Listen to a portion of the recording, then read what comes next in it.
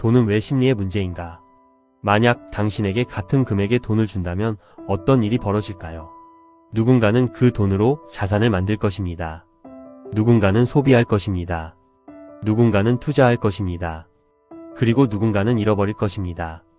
흥미로운 사실은 여기서 시작됩니다. 돈은 똑같았습니다. 기회도 비슷했습니다. 하지만 결과는 완전히 달랐습니다. 왜 이런 일이 발생할까요? 우리는 흔히 돈의 문제를 지식의 문제라고 생각합니다. 경제를 많이 알면 돈을 잘 벌 것이라고 생각합니다. 투자를 공부하면 부자가 될 것이라고 생각합니다. 좋은 대학을 나오고 좋은 직장을 가지면 경제적으로 성공할 것이라고 생각합니다. 하지만 현실은 조금 다릅니다. 세상에는 금융을 전공한 사람보다 더 부유한 자영업자가 있습니다. 경제학 교수보다 더 많은 자산을 가진 평범한 직장인도 있습니다. 반대로 누구보다 뛰어난 학력과 경력을 가졌지만 돈 문제로 무너진 사람도 있습니다. 모건 하우절은 바로 이 지점에 주목했습니다. 그는 오랫동안 금융기자로 활동하며 수많은 투자자와 기업가들을 만났습니다. 그리고 한 가지 공통점을 발견했습니다. 돈의 세계는 생각보다 수학의 영역이 아니라는 사실입니다. 돈의 세계는 인간 심리의 영역이라는 사실입니다. 생각해 보십시오. 주식시장이 폭락합니다. 모든 뉴스가 위기라고 말합니다. 사람들은 공포에 휩싸입니다. 누군가는 모든 주식을 팔아버립니다. 하지만 누군가는 오히려 그때 주식을 사들입니다. 몇 년 뒤 결과는 완전히 달라집니다. 정보는 같았습니다. 뉴스도 같았습니다. 시장도 같았습니다. 그런데 행동이 달랐습니다. 그리고 행동의 차이는 결국 심리의 차이에서 시작되었습니다. 우리는 종종 돈을 숫자로 생각합니다. 계좌에 찍힌 잔고, 월급, 주가, 수익률. 하지만 돈은 숫자가 아닙니다. 돈은 감정입니다. 돈은 선택입니다. 돈은 불안과 욕망, 희망과 두려움이 만들어내는 결과입니다. 그래서 같은 월급을 받는 두 사람도 전혀 다른 삶을 살게 됩니다. 한 사람은 소비를 통해 행복을 찾습니다. 또 다른 사람은 미래를 위해 저축합니다. 한 사람은 주변 사람들과 비교하며 살아갑니다. 또 다른 사람은 자신의 기준을 만듭니다. 그리고 그 작은 차이는 시간이 흐를수록 엄청난 격차로 변합니다. 여기서 많은 사람들이 착각하는 것이 있습니다. 부자는 특별한 능력을 가진 사람이라고 생각하는 것입니다. 물론 일부는 그렇습니다. 하지만 대부분의 경우 돈의 차이는 천재성과 상관이 없습니다. 오히려 평범한 선택의 반복에 더 가깝습니다. 매달 조금씩 남기는 습관, 충동을 참는 능력, 불안한 순간에도 원칙을 지키는 태도, 남들과 비교하지 않는 자세, 이런 것들이 오랜 시간 쌓이면서 부를 만들어냅니다. 그래서 모건 하우절은 말합니다. 돈을 잘 다루는 것은 지능의 문제가 아니라고, 행동의 문제라고, 그리고 행동은 언제나 심리에서 시작된다고. 우리는 종종 돈을 벌기 위한 방법을 찾습니다. 어떤 주식이 오를지, 어떤 부동산이 오를지, 어떤 사업이 성공할지. 하지만 그보다 먼저 이해해야 할 것이 있습니다. 바로 우리 자신입니다. 우리는 왜 돈을 쓰는가? 우리는 왜 불안해하는가? 우리는 왜 남과 비교하는가? 우리는 왜 공포에 흔들리는가? 이 질문에 답하지 못한다면 아무리 많은 돈을 벌어도 같은 실수를 반복하게 됩니다.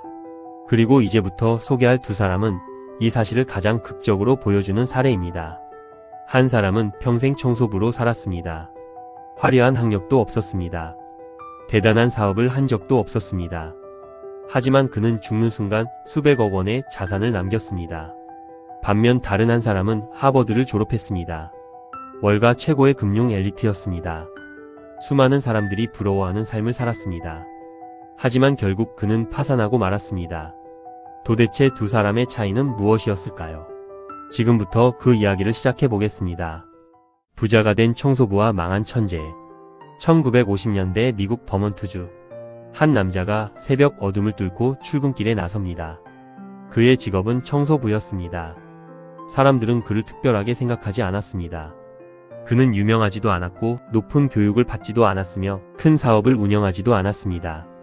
평생 평범한 노동자로 살았습니다. 그의 이름은 로널드 리드였습니다. 매일 같은 시간에 일어났고 같은 길을 걸었으며 검소한 삶을 살았습니다. 낡은 픽업 트럭을 오래도록 몰았고 값비싼 옷이나 사치품에는 관심이 없었습니다. 주변 사람들에게 그는 그저 성실한 이웃이었습니다. 그런데 2014년 그가 세상을 떠난 뒤 모두가 충격에 빠집니다. 그의 자산이 공개되었기 때문입니다. 무려 800만 달러. 현재 가치로 환산하면 수백억 원에 달하는 금액이었습니다. 사람들은 이해할 수 없었습니다. 청소부가 어떻게 이런 돈을 모을 수 있었을까? 복권에 당첨된 것도 아니었습니다. 거대한 사업을 성공시킨 것도 아니었습니다. 상속을 받은 것도 아니었습니다. 비밀은 놀라울 정도로 단순했습니다. 그는 평생 자신이 이해하는 우량 기업의 주식을 꾸준히 매수했습니다. 그리고 팔지 않았습니다.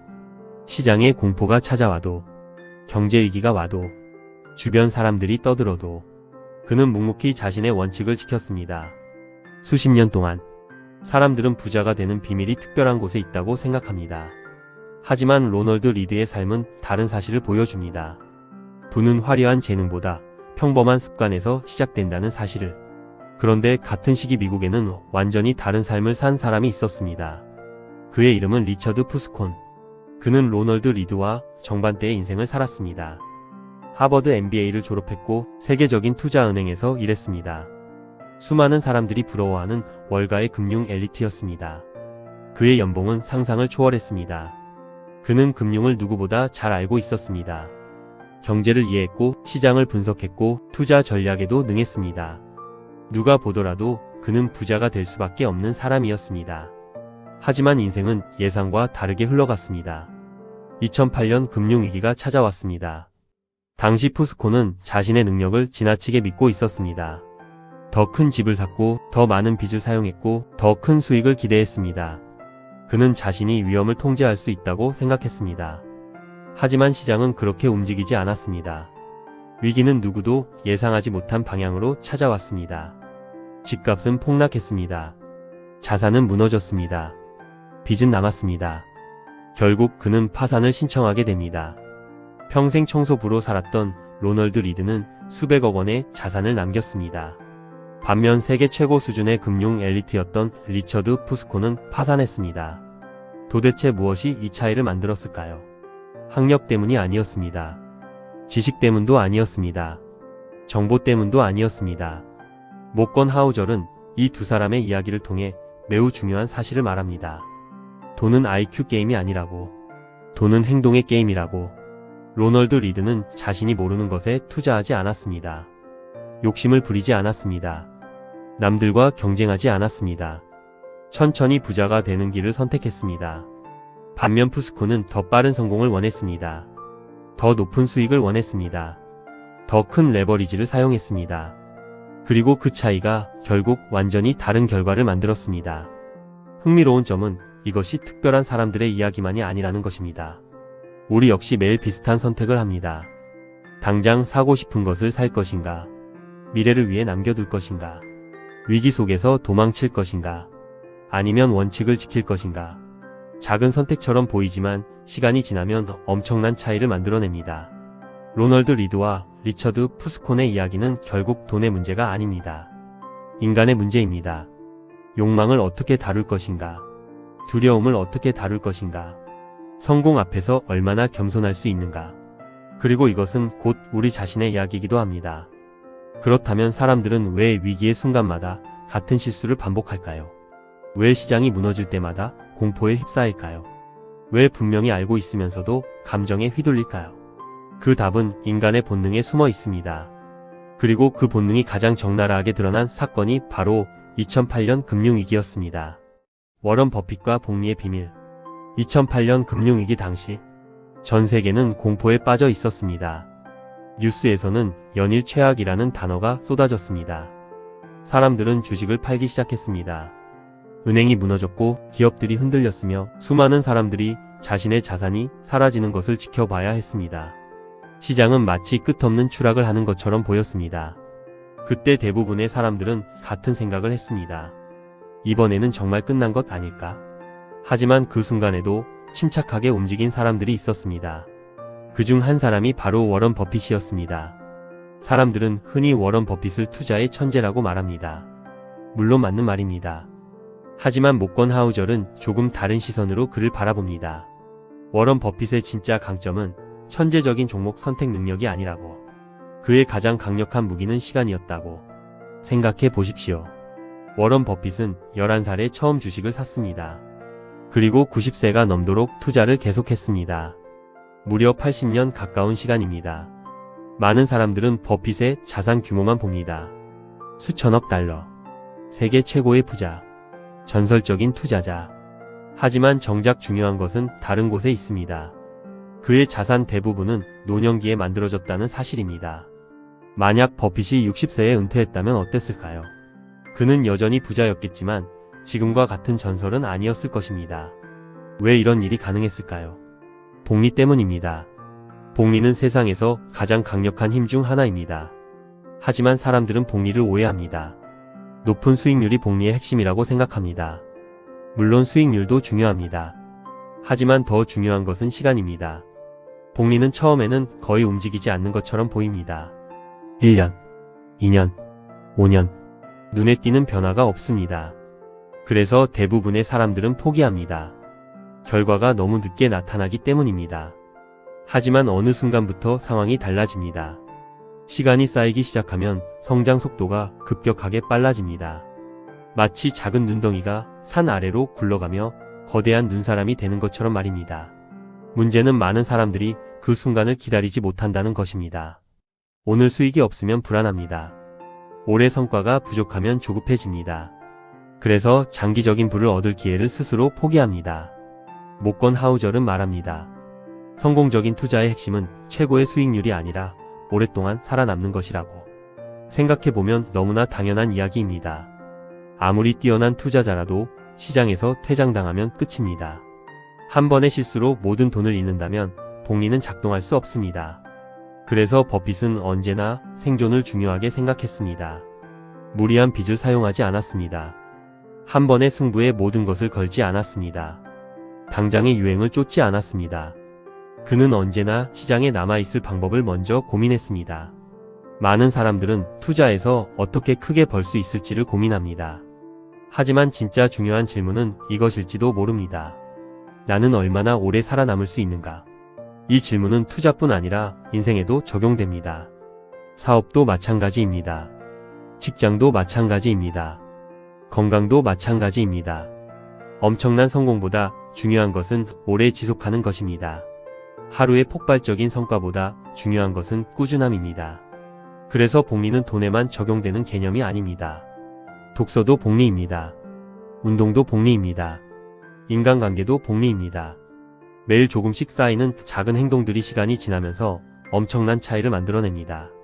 대부분의 사람들은 극적인 변화를 기대합니다. 하지만 인생을 바꾸는 것은 대개 거대한 결심이 아닙니다. 작은 행동의 반복입니다. 워런 버핏의 성공 역시 마찬가지였습니다. 그는 특별한 한 번의 선택으로 부자가 된 것이 아닙니다. 평범하지만 올바른 선택을 수십 년 동안 반복했습니다. 그리고 그 시간들이 쌓여 오늘의 워런 버핏을 만들었습니다. 여기서 우리가 배울 수 있는 점은 무엇일까요? 성공은 얼마나 빨리 가느냐보다 얼마나 오래 가느냐에 가깝다는 것입니다. 그리고 부는 단기간의 폭발적인 성과보다 오랜 시간 유지된 좋은 습관에서 만들어진다는 것입니다. 결국 돈의 세계에서 가장 강력한 무기는 정보도 재능도 운도 아닐지 모릅니다. 어쩌면 가장 강력한 무기는 시간일지도 모릅니다. 그렇다면 우리는 왜 그렇게 많은 돈을 원할까요? 왜 더 많은 자산을 만들려고 할까요? 왜 사람들은 평생 돈을 벌기 위해 노력할까요? 모건 하우절은 여기에 대해 아주 흥미로운 답을 내놓습니다. 사람들이 진짜 원하는 것은 돈이 아니라 자유라고. 그리고 그것이 바로 돈의 심리학이 도달하는 가장 중요한 결론 중 하나입니다. 돈의 진짜 목적은 자유다. 사람들에게 이런 질문을 해보겠습니다. 만약 지금보다 돈이 10배 많아진다면 무엇을 하고 싶습니까? 아마 대부분 비슷한 대답을 할 것입니다. 좋은 집에서 살고 싶다고, 여행을 다니고 싶다고, 하고 싶은 취미를 즐기고 싶다고, 가족과 더 많은 시간을 보내고 싶다고, 경제적 걱정 없이 살고 싶다고. 그런데 조금만 더 깊이 생각해보면 흥미로운 사실이 하나 보입니다. 사람들이 원하는 것은 사실 돈 그 자체가 아닙니다. 돈이 만들어주는 상태입니다. 돈이 주는 감정입니다. 그리고 그 감정의 본질은 자유입니다. 원하지 않는 일을 하지 않을 자유, 원하는 일을 선택할 자유, 사랑하는 사람과 시간을 보낼 자유, 자신의 가치관대로 살아갈 자유. 모건 하우절은 말합니다. 돈이 주는 가장 큰 배당금은 자유라고. 우리는 흔히 부자를 보면 비싼 자동차를 떠올립니다. 큰 집을 떠올립니다. 화려한 생활을 떠올립니다. 하지만 진짜 부는 그런 것들이 아닙니다. 진짜 부는 선택권입니다. 내가 오늘 무엇을 할지 스스로 결정할 수 있는 힘. 누군가의 눈치를 보지 않아도 되는 힘. 싫어하는 일을 억지로 하지 않아도 되는 힘. 그것이 돈의 진짜 가치입니다. 그런데 많은 사람들이 이 사실을 잊어버립니다. 처음에는 자유를 원했습니다. 가족과 시간을 보내고 싶었습니다. 좋아하는 일을 하고 싶었습니다. 조금 더 여유로운 삶을 원했습니다. 하지만 어느 순간부터 목표가 바뀝니다. 자유가 아니라 비교가 됩니다. 행복이 아니라 경쟁이 됩니다. 원래는 충분히 행복했는데 주변 사람을 보기 시작하면서 부족하다고 느끼게 됩니다. 친구가 더 좋은 차를 삽니다. 동료가 더 큰 집으로 이사합니다. SNS에는 성공한 사람들의 모습이 넘쳐납니다. 그 순간 우리는 자신도 모르게 비교를 시작합니다. 그리고 비교는 끝없는 게임입니다. 왜냐하면 세상에는 언제나 나보다 더 많이 가진 사람이 있기 때문입니다. 10억을 가진 사람은 100억을 가진 사람을 봅니다. 100억을 가진 사람은 1000억을 가진 사람을 봅니다. 1000억을 가진 사람은 또 다른 누군가를 봅니다. 비교에는 결승선이 없습니다. 그래서 비교를 기준으로 삼는 순간 만족은 사라집니다. 모건 하우절이 강조하는 또 하나의 개념이 있습니다. 바로 충분함입니다. 충분함을 아는 능력. 어쩌면 이것은 투자 실력보다 더 중요한 능력일지도 모릅니다. 왜냐하면 많은 사람들이 실패하는 이유는 부족해서가 아니라 멈추지 못해서이기 때문입니다. 더 많은 수익을 원합니다. 더 큰 성공을 원합니다. 더 빠른 부를 원합니다. 그리고 결국 무리한 선택을 하게 됩니다. 역사상 수많은 부자들이 무너진 이유도 여기에 있습니다. 돈이 부족해서가 아닙니다. 이미 충분히 가지고 있었음에도 더 원했기 때문입니다. 반대로 진정한 부자는 충분함을 압니다. 자신이 무엇을 원하는지 압니다. 얼마가 필요한지 압니다. 그리고 무엇보다 왜 돈을 모으는지 압니다. 생각해 보십시오. 돈이 많아도 시간이 없다면 어떨까요? 돈이 많아도 건강이 없다면 어떨까요? 돈이 많아도 가족과의 관계가 무너져 있다면 어떨까요? 우리는 그것을 성공이라고 부를 수 있을까요? 아마 아닐 것입니다. 돈은 중요합니다. 하지만 돈만 중요한 것은 아닙니다. 건강도 중요합니다. 시간도 중요합니다. 가족도 중요합니다. 인간관계도 중요합니다. 삶의 균형도 중요합니다. 진짜 부는 통장 잔고 하나로 결정되지 않습니다. 자신이 원하는 삶을 살 수 있는 능력. 그것이 진짜 부입니다. 그래서 돈의 심리학은 결국 투자 책이 아닙니다. 삶에 대한 책입니다. 어떻게 돈을 벌 것인가 보다 왜 돈을 벌고 있는가를 묻는 책입니다. 그리고 그 질문은 결국 우리 자신에게 향합니다. 당신은 왜 돈을 원하고 있습니까? 무엇을 위해 노력하고 있습니까? 그리고 지금 가고 있는 방향은 정말 당신이 원하는 삶으로 이어지고 있습니까? 이 질문에 답할 수 있다면 돈은 더 이상 불안의 대상이 아니라 자유를 위한 도구가 될 것입니다. 그리고 이제 마지막으로 우리가 이 긴 여정에서 얻은 가장 중요한 교훈들을 정리해 보겠습니다. 돈의 심리학 핵심 교훈 그리고 인생의 질문. 지금까지 우리는 여러 사람의 이야기를 만났습니다. 평생 청소부로 살았지만 수백억 원의 자산을 남긴 로널드 리드. 세계 최고의 금융 엘리트였지만 파산한 리처드 푸스콘. 공포 속에서도 시장에 남아있었던 워런 버핏. 겉으로 보면 모두 돈 이야기처럼 보입니다. 하지만 조금만 더 깊이 들여다보면 우리는 중요한 사실 하나를 발견하게 됩니다. 이 이야기들은 결국 인간에 대한 이야기라는 것입니다. 욕망에 대한 이야기, 두려움에 대한 이야기, 선택에 대한 이야기, 그리고 인생에 대한 이야기입니다. 이제 돈의 심리학이 우리에게 남긴 가장 중요한 교훈들을 정리해 보겠습니다. 첫 번째, 많이 버는 것보다 많이 남기는 것이 중요합니다. 세상은 고소득자를 부러워합니다. 하지만 부는 버는 돈이 아니라 남기는 돈에서 만들어집니다. 연봉이 높아도 모두 소비하면 자산은 쌓이지 않습니다. 반대로 평범한 수입이라도 꾸준히 남길 수 있다면 시간은 당신의 편이 됩니다. 부는 속도가 아니라 방향입니다. 두 번째, 복리는 돈보다 시간의 힘입니다. 많은 사람들은 높은 수익률을 원합니다. 하지만 복리의 진짜 비밀은 수익률보다 시간에 있습니다. 8%의 수익률이라도 오랜 시간 유지할 수 있다면 놀라운 결과를 만듭니다. 문제는 대부분의 사람들이 기다리지 못한다는 것입니다. 그래서 복리는 인내심 있는 사람에게만 보상을 줍니다. 세 번째, 미래를 예측하려 하지 마십시오. 대신 대비하십시오. 역사상 최고의 전문가들도 미래를 완벽하게 맞히지 못했습니다. 하지만 준비는 할 수 있습니다. 현금을 보유할 수 있습니다. 빚을 조심할 수 있습니다. 안전 여유를 남길 수 있습니다.